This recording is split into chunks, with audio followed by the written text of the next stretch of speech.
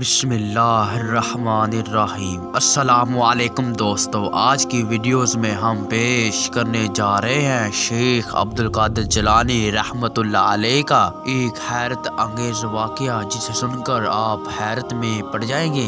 ایک مرتبہ ایک عورت شیخ عبدالقادر جیلانی رحمۃ اللہ علیہ کے پاس اپنے بیٹے کو لے کر حاضر ہوئی اور عرض کیا کہ اس میرے بیٹے کو آپ رحمۃ اللہ علیہ سے دینی لگاؤ ہے، آپ رحمۃ اللہ علیہ اسے اپنی غلامی میں قبول فرما لیں۔ میں اللہ عز و جل اور آپ رحمۃ اللہ علیہ کی خاطر اپنے بیٹے اور حق کو معاف کرتی ہوں۔ اور حضرت شیخ عبدالقادر جیلانی رحمۃ اللہ علیہ نے اس لڑکے کو قبول فرما لیا۔ چند روز بعد جب وہ عورت اپنے بیٹے کو دیکھنے کے لیے آئی کہ اس نے کیا دیکھا کہ میرا بیٹا جو کہ سوکھی روٹی کھا رہا ہے، وہ شیخ عبدالقادر جیلانی رحمۃ اللہ علیہ سے شکایت کرنے کے لیے گئی۔ اور اس عورت نے وہاں کیا دیکھا کہ شیخ عبدالقادر جیلانی رحمۃ اللہ علیہ مرغی کا گوشت تناول فرما رہے تھے۔ آپ رحمۃ اللہ علیہ کے سامنے ایک پلیٹ میں ہڈیاں بھی پڑی ہوئی۔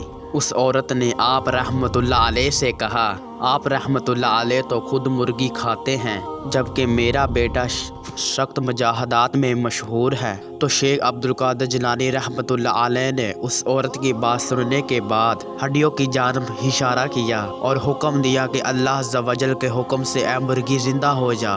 آپ رحمۃ اللہ علیہ کا یہ فرمانا ہی تھا کہ وہ مرغی زندہ ہو گئی۔ آپ رحمۃ اللہ علیہ نے اس عورت سے فرمایا، جب تیرا بیٹا اس مقام تک پہنچ جائے گا، جو چاہے گا وہ کھائے گا۔ سبحان اللہ۔